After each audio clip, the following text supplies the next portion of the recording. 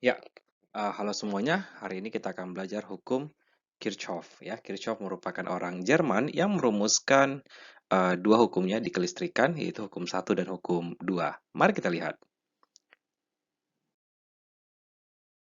Sebelumnya kita sudah tahu ya, di zaman modern ini yang namanya peralatan elektronik sangat-sangat dekat dengan kita. Ya, kalau zaman dulu yang namanya sirkuit listrik masih sederhana.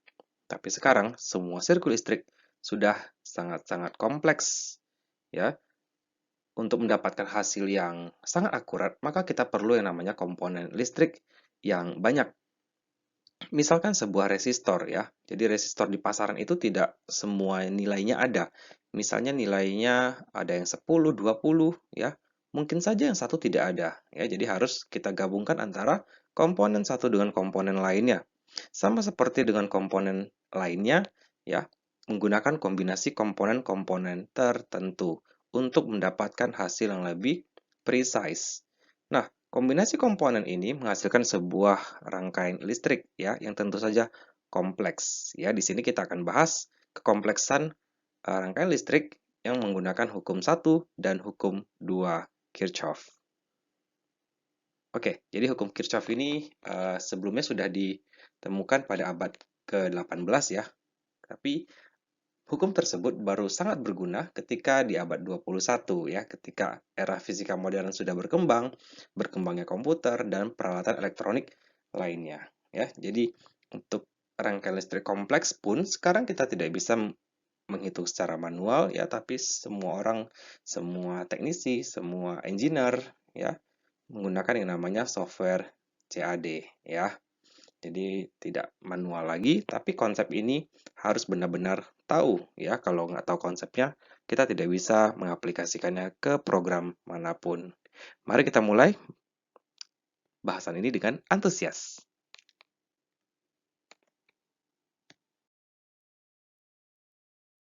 Oke, hukum satu Kirchhoff ya. Tidak asing lagi sebenarnya hukum satu ini karena di SMP kelas 9 kita sudah pernah ketemu. Hukum satu Kirchhoff mengatakan bahwa total muatan yang masuk ke dalam cabang adalah sama dengan total muatan yang keluar di cabang. Misalkan di sini ada 10 coulomb per second, maka total muatan di sini juga harus 10 coulomb per second. Ya, sama seperti air yang mengalir. Ketika air mengalir melewati dua cabang, maka total masanya dan volumenya harus sama. Oke, jadi terjadi yang namanya konservasi massa dan volume air. Ya, begitu juga dengan yang namanya muatan listrik ya, karena ada konservasi muatan listrik, maka arusnya pun harus terkonserv ya atau nilainya sama.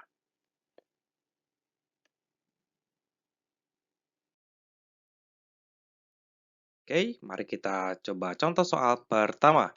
Use Kirchhoff's first law to deduce the value of the current I in the figure below. So we have this current I, the value is unknown, so we want to find its value. Okay, since this is 3 amps going to this node or this point and leaves with value of 7.5, we can say that the I must be 4.5 amps ya, agar di sini nilainya seimbang antara masuk dan keluar.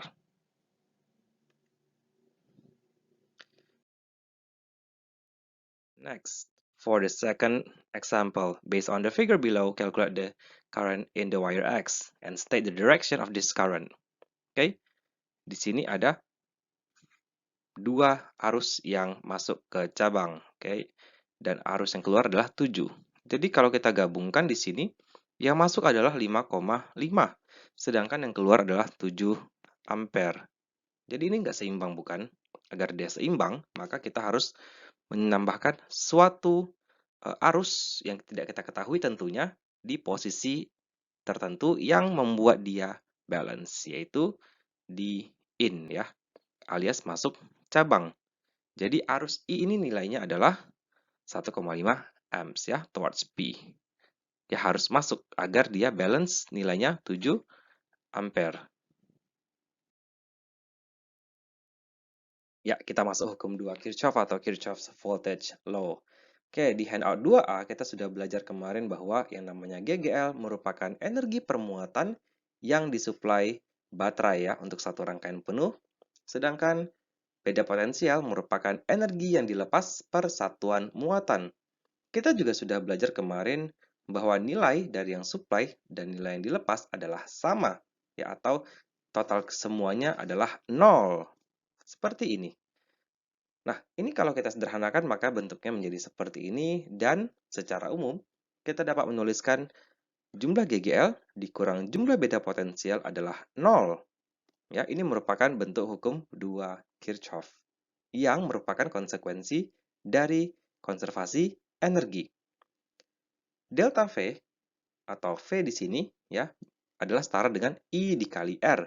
Makanya bisa kita tulis seperti ini. Arus dikali hambatan kita sudah tahu satuannya adalah volt ya.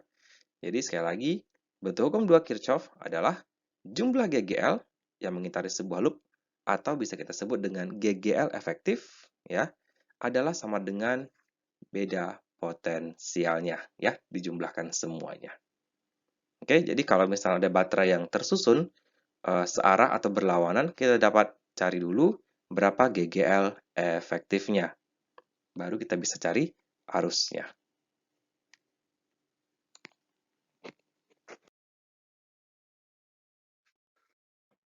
Selanjutnya, agar lebih paham, mari kita lihat contoh soal ketiga. Di sini ada dua baterai yang polaritasnya berlawanan ya. Jadi yang satu ke sana, ke kiri, yang satu ke kanan.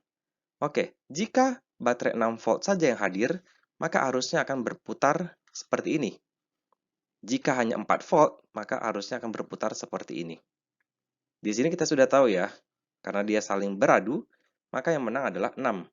Jadi kita ambil arah arusnya seperti ini, ya, counter clockwise. Di sini positif, di sini negatif, ya kita sudah tahu untuk baterai yang panjang positif dan yang pendek negatif. Oke. Dan juga untuk arus, karena dia mengalir dari kiri ke kanan, ya, maka untuk ini ya, dari perspektifnya si hambatan dari kiri ke kanan, maka bagian kirinya adalah positif, di sini negatif, ya. Seperti itu. Nah, di sini kita bisa cari kuat arusnya. Gunakan hukum 2 Kirchhoff. Ya, jumlah GGL-nya adalah positif 6, karena dia keluar dari positif, dan di sini negatif 4, karena dia keluar dari negatif. Maka GGL totalnya atau GGL efektifnya adalah 2 volt. Dan jumlah beda potensialnya adalah 10I ditambah 30I. Ini. Atau kita bisa singkat menjadi 40I. Dengan hukum 2, maka kita akan dapatkan nilainya adalah 0,05 ampere.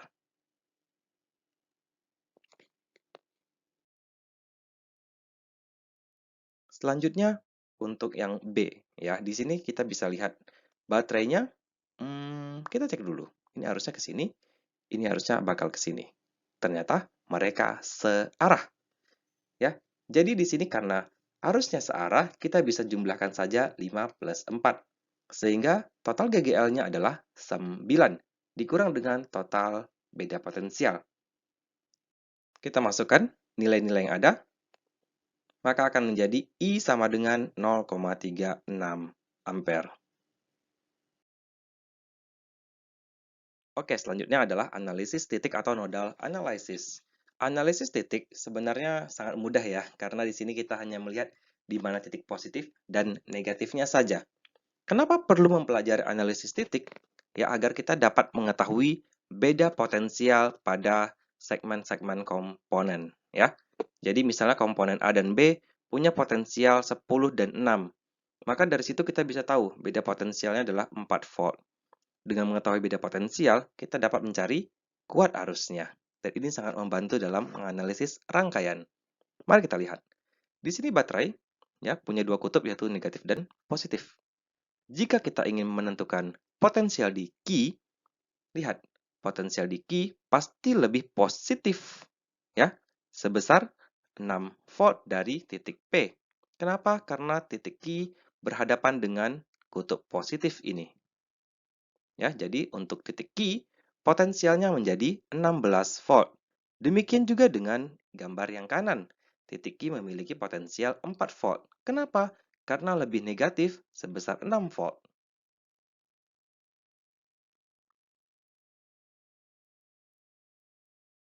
Bagaimana jika terdapat resistor? Ya, resistor ya sepertinya sama saja ya karena ada positif dan negatifnya yang kita dapatkan dari jalur arus. Ingat, arus mengalir dari positif ke negatif. Jadi kita tulis dulu, kemudian kita sudah tahu di sini ya, untuk titik Q, untuk titik Q ya maka potensialnya pasti lebih negatif ya dibandingkan titik P. Nah, karena di sini volt dan di sini tidak ada volt, maka kita harus mengalihkan ohm dan ampernya ya. Jadi akan turun sebesar 6 volt. Oke. Ingat ya, jadi untuk resistor nilai potensialnya akan turun sebesar IR ya.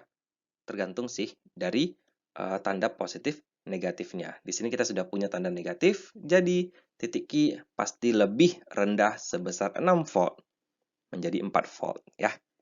Untuk gambar kanan, kebalikannya yaitu 16 volt. Mari kita cek. 16 akan turun sebesar 6, maka jadi 10. Sesuai ya. Dan bisa kita lihat, beda potensial di sini adalah 10 dan 16, bedanya 6. Dan resistansinya adalah 3 ohm. Berarti arusnya adalah 6 volt dibagi 3 ohm, ya. Nilainya adalah 2 ampere. Jadi ini benar.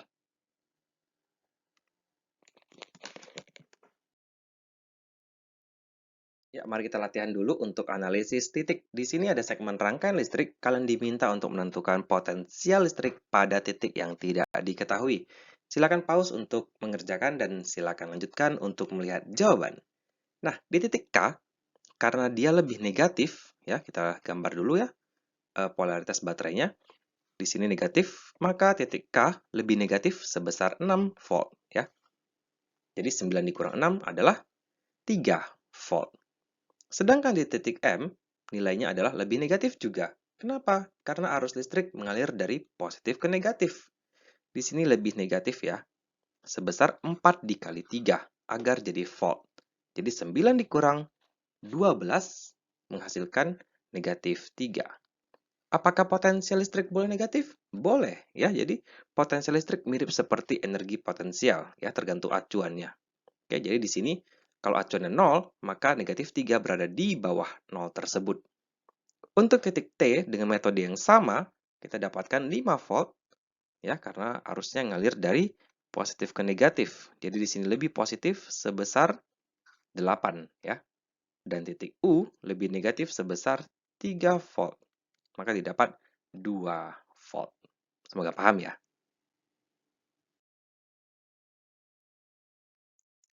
Oke, kita lanjut ke contoh soal kelima ya. Jadi tadi kita sudah lihat analisis titik untuk satu segmen, mari kita lihat untuk satu rangkaian yang benar-benar rangkaian. Ya, jadi di sini saya punya dua kategori. Kategori pertama adalah tampaknya sulit ya rangkaiannya, tapi sebenarnya mudah. Kategori kedua adalah kategori yang memang sulit gambarnya dan memang sulit dikerjakan soalnya.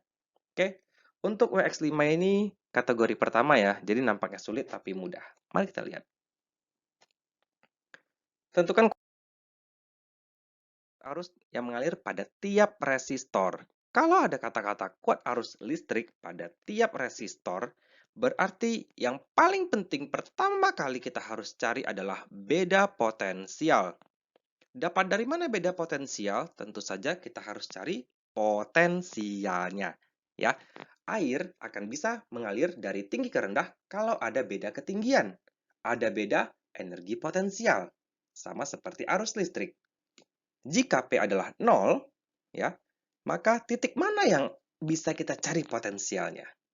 Di sini, oke, kita katakan 0.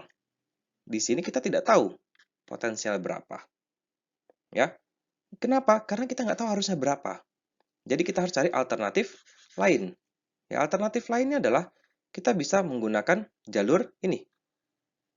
Maka didapat 10 volt. Kenapa? Sudah tahu ya. Karena sisi positifnya yang menghadap ke situ ya. Ini sisi positifnya. Oke.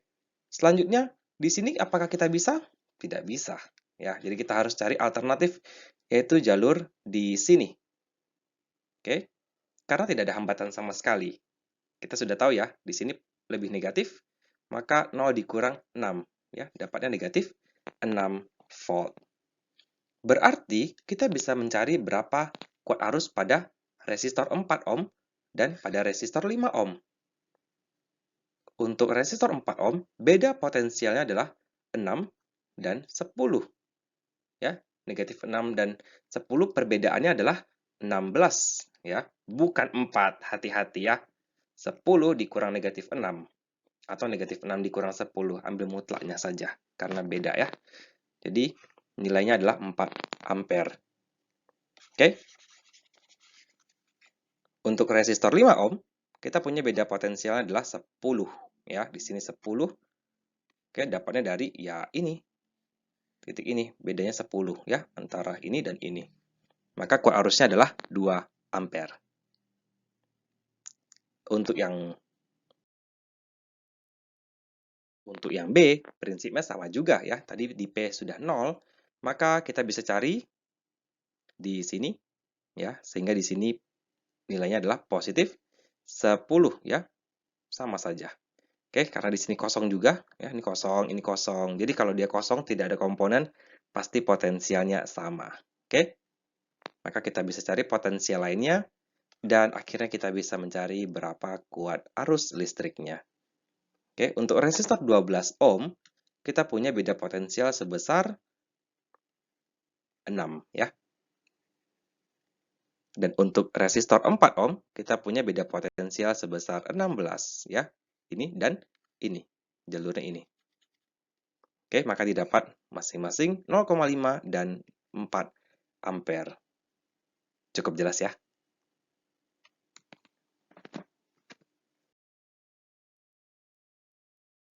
Selanjutnya kita akan masuk WX6 ya, kita akan menggabungkan analisis titik dan hukum 2 Kirchhoff. Oke. Di sini tentukan potensial listrik pada titik B, C, dan D pada rangkaian listrik berikut. Oke.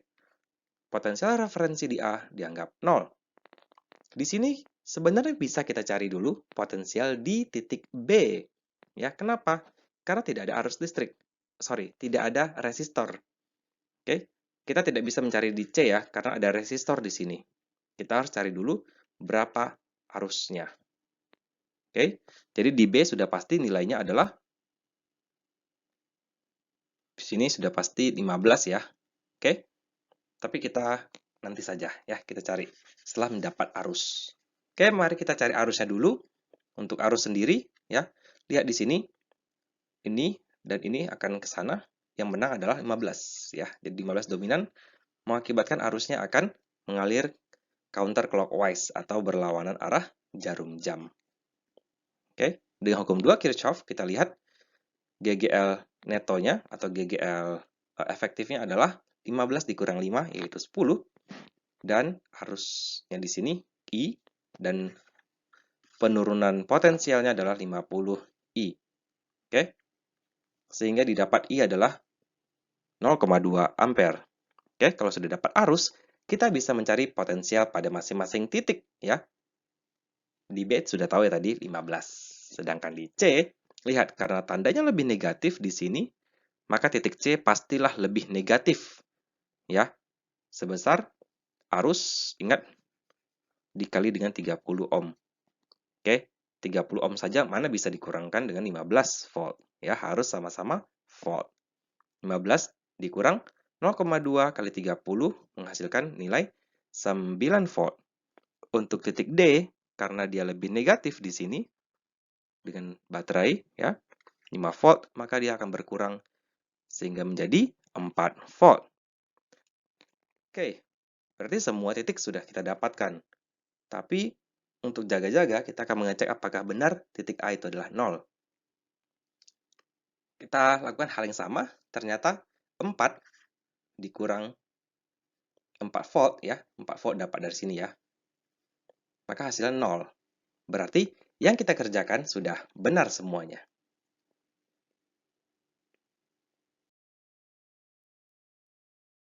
Oke, selanjutnya kita masuk analisis jaring. Tolong perhatikan dengan baik karena ini merupakan materi yang lumayan sulit ya, kalau kalian tidak memperhatikan dengan baik. Oke, kalau satu loop saja, tadi kita sudah lihat ya, kita bisa menentukan kemana arah arusnya, ya, kemudian kita tentukan potensialnya dengan mudah. Tapi untuk dua mesh ya atau dua loop di sini, ini agak sedikit complicated ya, apalagi kalau loopnya sampai 3 bahkan ratusan.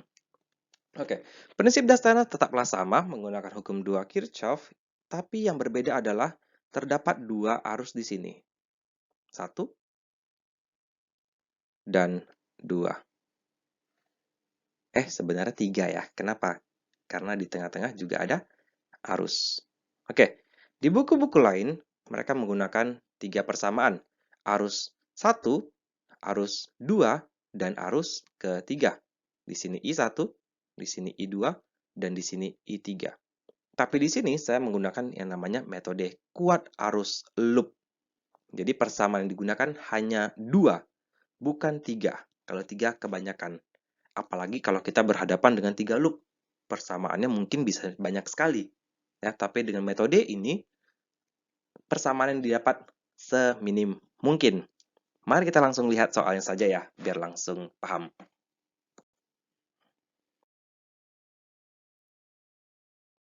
Oke, alkisah terdapat, bukan.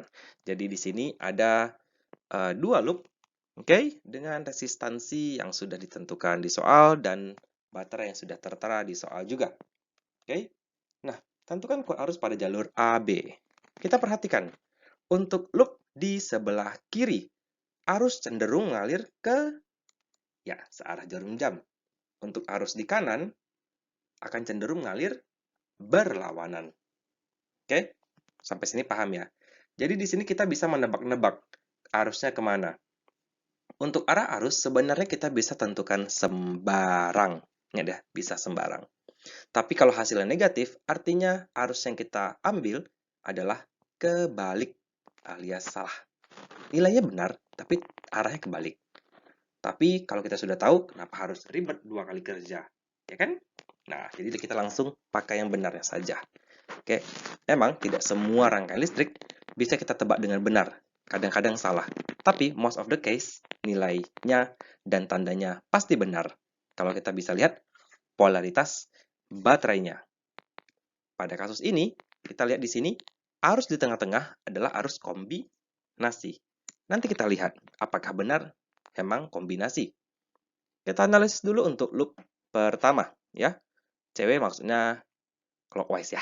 Oke, jadi di sini untuk satu loop, kita sudah tahu jumlah GGL dan jumlah beda potensial haruslah 0, ya, atau kita sebut dengan KVL. Di sini, arus yang mengalir, ya, terserah kita mau ambil potensial dari mana dulu. Misalnya di sini 0, maka di sini ini 0, maka di sini adalah positif 5. Karena cuma satu baterai, 5 saja. Ketika sampai di sini, maka potensial akan ngedrop sebesar 10I. Ya toh? Ketika sampai di bawah, maka potensial juga akan ngedrop sebesar 10I lagi. Tapi, pada saat yang bersamaan, ada arus kedua yang menabrak dari dinding sebelah. Maka kita kurangkan. Kenapa nilainya sama-sama kurang?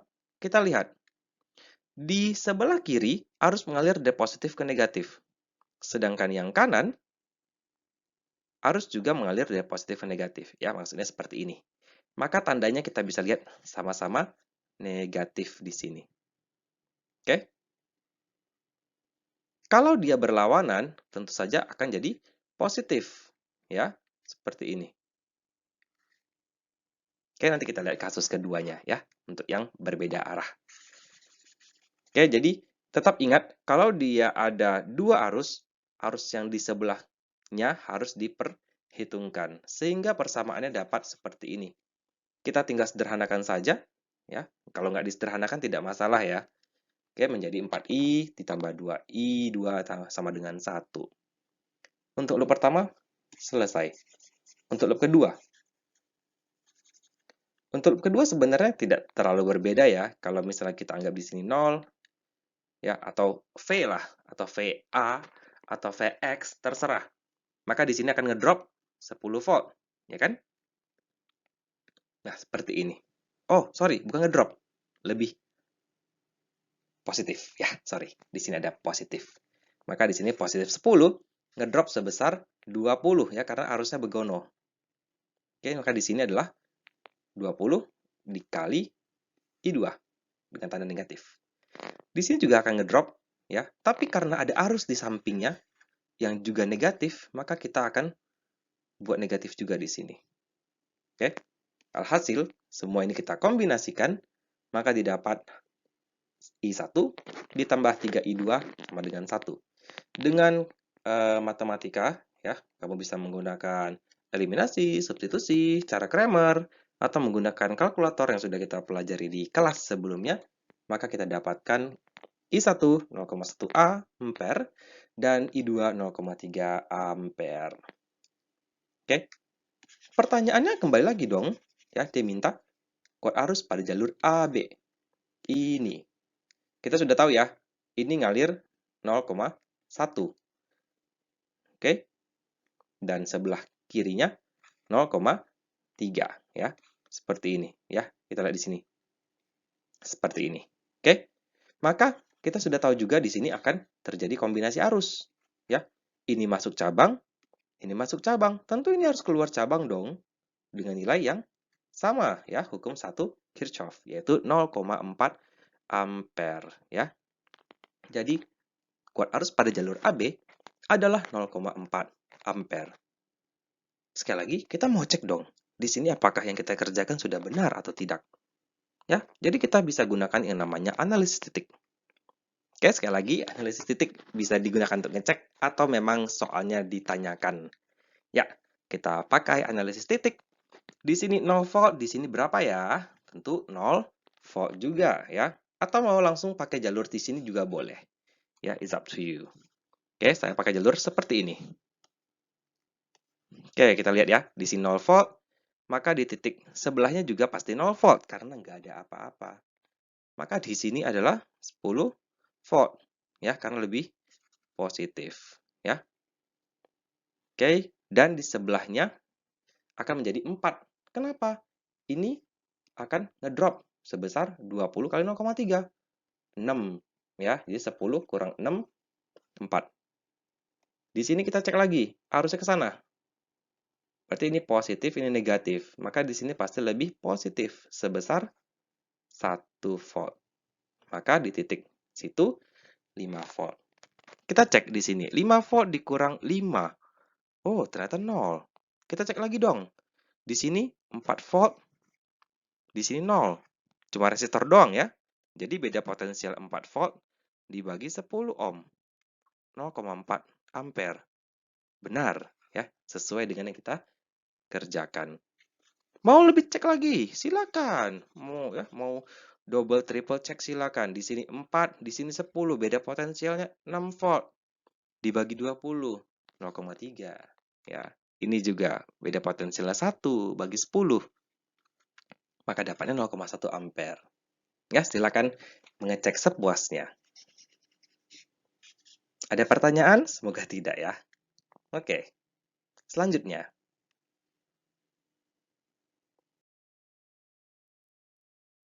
Oke, selanjutnya kita akan coba latihan tambahan ya. Di sini ada rangkaian yang bisa kita lihat.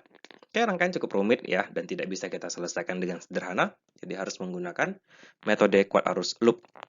Oke, ada 2 loop di sini. Ya, silakan pause jika penasaran. Silakan lanjutkan ya. Oke, kita lihat untuk loop 1, loop kiri ya, arahnya adalah counterclockwise, sedangkan yang loop kanan juga counterclockwise ya, karena di sini bisa kita lihat polaritas baterainya ya. Oke. Untuk loop 1 persamaannya adalah sekian ya, 19 dikurang 20I1 dikurang 15I1 dan ditambah. Kenapa ditambah? Kita lihat untuk yang kiri dia ke atas ya di sini untuk arus tabrakannya. Sedangkan yang kanan adalah seperti ini.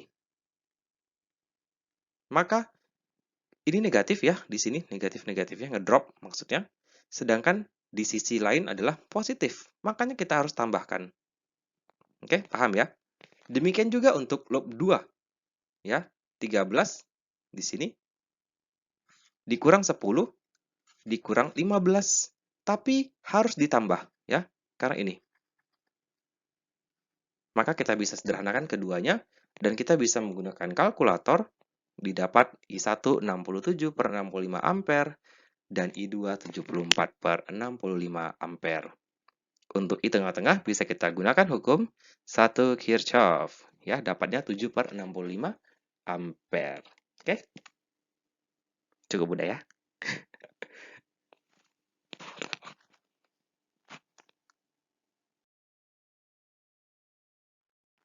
Selanjutnya, latihan tambahan yang kedua ya. Di sini baterainya ada banyak dan ya kita coba saja ya untuk menentukan kuat arusnya kemana dulu. Untuk loop atas ya, di sini 10 cenderung ke sono, ini cenderung ke sana. Oh, dia satu arah. Berarti ya, kemungkinan besar arus di loop atas adalah searah jarum jam. Dan di bawah kita lihat di sini ya. Ini ke sana, ini ke sana. Oh, dia beradu. Tapi yang menang 10. Kemungkinan besar arusnya mengalir counterclockwise atau berlawan arah jarum jam.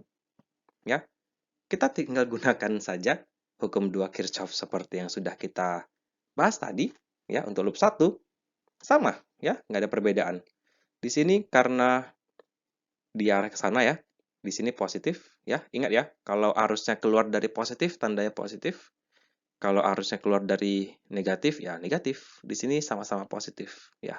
Maka sesuai dengan logika kita, GGL efektifnya adalah 24. Oke. Dan terdapat ini potensial-potensial ngedrop ya di sini negatif-negatif dan negatif ya. Kita sudah tahu karena arusnya sama. Oke, dengan cara yang sama kita bisa aplikasikan, maka kita dapatkan nilainya sebagai berikut dan I1 dan I2-nya ada pada slide. Oke, untuk jalur AB maka nilainya adalah 1 ampere ya, karena sama-sama keluar ya, keluar cabang. Maka yang masuk cabang harus 1 ampere. Oke?